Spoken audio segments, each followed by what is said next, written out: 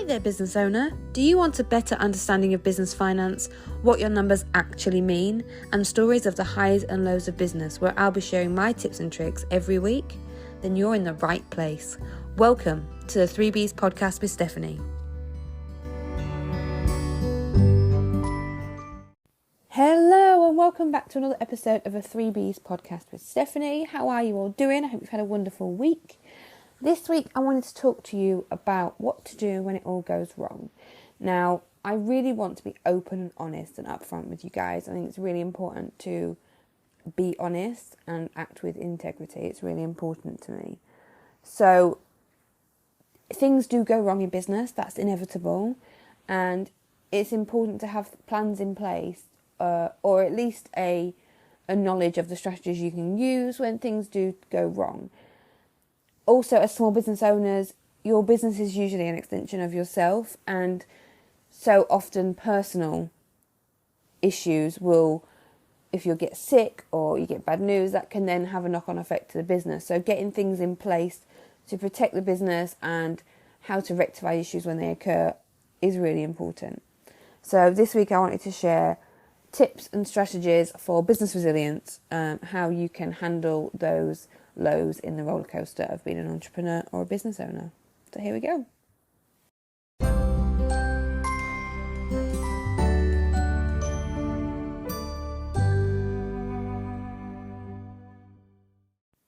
So step one is to acknowledge the reality, and acknowledging the reality of that there is an issue there or a problem or a challenge that you need to overcome is so important. It's so tempting to just brush things under the rug and pretend that they're not there or put them to the side for later. But facing them head on as soon as these problems or issues arise is the first step towards actually fixing them. So the sooner you take that first step and acknowledge the reality that there's an issue, the sooner that you can find a resolution, you can fix the issue or make the changes necessary to overcome that and carry on building your business. And step two is to assess the situation. I know it sounds really obvious, but it's very important to stop and take a look from an outsider's perspective of the problem or the challenge as a whole. So what I tend to do when these happen is to get a piece of paper or a notes app in your phone, however you best hash these things out in your brain, and write down what exactly went wrong. And have an unfiltered approach to do that. Like, don't let your ego get in the way. Don't write down what you think you should write down. Be really open and honest with yourself on the paper and write down exactly what went wrong. If you're a product-based business, was it that the product development wasn't quite ready? Was it that the product didn't sell as quick? And why do you think it didn't sell as quick? Was it that the marketing wasn't particularly received very well? Was it that you could have done more advertising? Was it that you didn't do enough advertising? Was it that you did too much advertising, for example, in Facebook advertisements, and didn't take advantage of other marketing opportunities? Or maybe it wasn't your fault at all. Maybe it was external changes, economic downturns. It could be even legal changes. You know, if you were a corner shop that opened 24/7 and the government decided that they were going to make everybody close at 4 p.m. on Sundays like they used to, that would have an effect on your business. And it's the same with service-based businesses. It could be that you are not positioning yourself correctly in the market. It could be that your messaging and your marketing is not hitting your ideal client.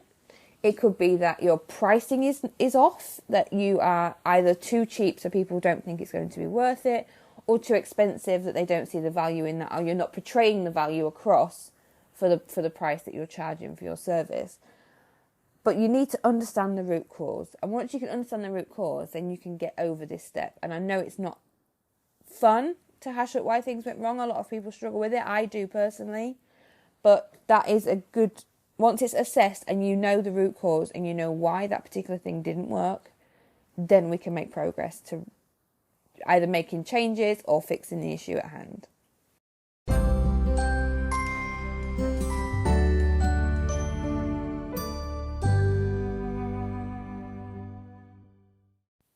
So when I decided that I was going to do this week's episode of the podcast, I wrote down, I always write down, I don't write a script as such, but I do write down like the points I want to cover within the episode so that I don't miss things out. And they weren't written as steps, so I'm not sure why I've said step 1 and step 2, because they're not necessarily in order. Those were, but the rest are not going to be. So step 3, or part 3, is adaptation and flexibility, because adaptation is so key. As a business owner, you have to pivot when things don't go as planned, or you have to pivot when external circumstances change. At ABCS UK, I pivoted from the 1st of September. We stopped doing self-assessment only services. We changed who we work with, because now we know, after almost 2 years, where we add the most value, where we can get the best results for our clients, and our clients can see that it's the bit that lights us up. It's the part of the business, or it's the type of people that we work with that really gives us joy and we really value. And I think that provides a much better service to the clients that we serve.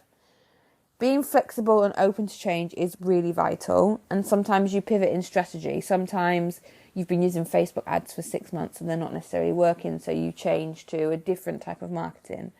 Sometimes you've been recording a podcast for almost 6 months, as I have done, and you think they're not working. Don't worry, I do still love doing these, and I'm not going to give up anytime soon. But I brought guests onto the podcast. That was a pivot that we tried for a while, and there'll be a sort of a mix of those going forwards. Maybe your target market's changed. At ABCS UK, our target market did change. Don't be afraid to iterate and evolve. Like, every single day you are a business owner, you are learning something that you could potentially be implementing, which will change the way your business works to enable you to achieve your goals. Please don't be afraid to change.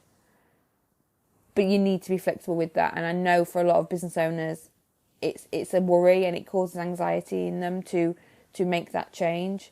But remember, if you make that change and it all goes wrong, you can always change back. So there's no limit to how often you can change here.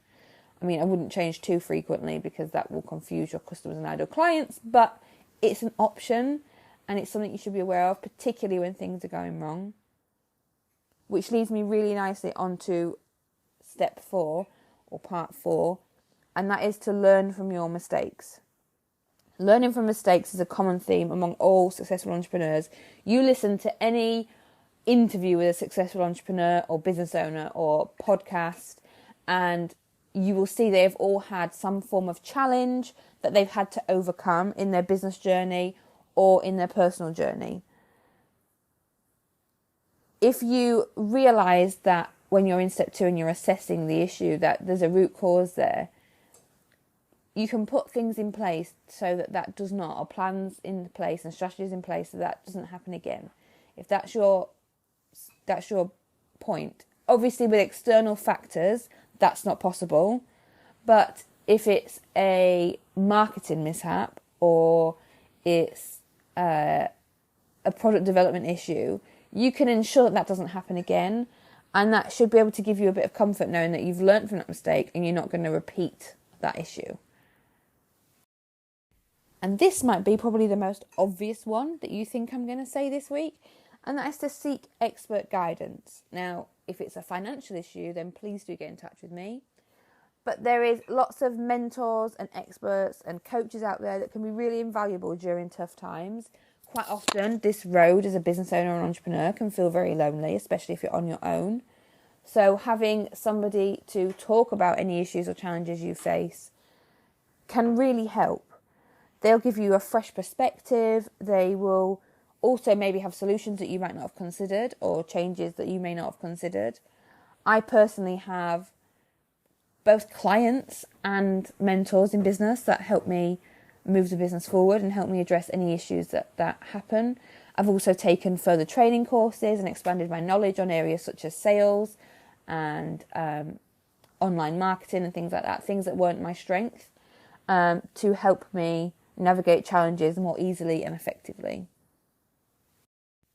And finally, this is probably the most important point, which is why I left it till the end of the episode, is resilience and mindset. And you hear it bandied around a lot on social media at the moment about mindset and resilience, and it's not always given the best light, but the mindset that you're in is really, really important. And it goes back to the old glass half full, glass half empty analogy. You could see a problem as something terrible that's going to ruin your business, and you can get really upset about it and worry about it and cause yourself so much stress. Or you can get yourself into that positive mindset of, I can learn from this. In our house, we don't have bad days. We have days we can learn from. And I think that's really something that a lot of people can instill into their personal and their business lives. Is it's not a bad day.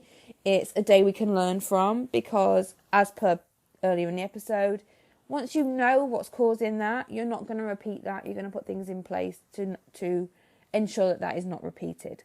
So mindset work is also great. It's something, again, that we've looked at. There's different types of mindset. So if your problem in business is self-confidence or imposter syndrome, or not feeling like you can charge what you're worth or charge the figures you need to charge because people will see it as too expensive, then money mindset is something that you can look at. Do drop me an email at info@abcsuk.com if you do want any recommendations for either courses, coaches, or books, or even audio books. They're quite good, about particular subjects, because I've done so much personal development work, personally and professionally, that I have a few favourites for various different things. I quite often lend my clients a business book when they're in the office for a meeting, relevant to whatever their issue is at the time, because I think knowledge is power, and I think you should never stop learning. So I hope that's been really helpful. I will leave you with this final line, and that is to remember that setbacks are temporary, but your determination can get through any of the obstacles that you overcome. Have an amazing week, and I'll see you next week for episode 26. 6 whole months of recording this podcast. See you then.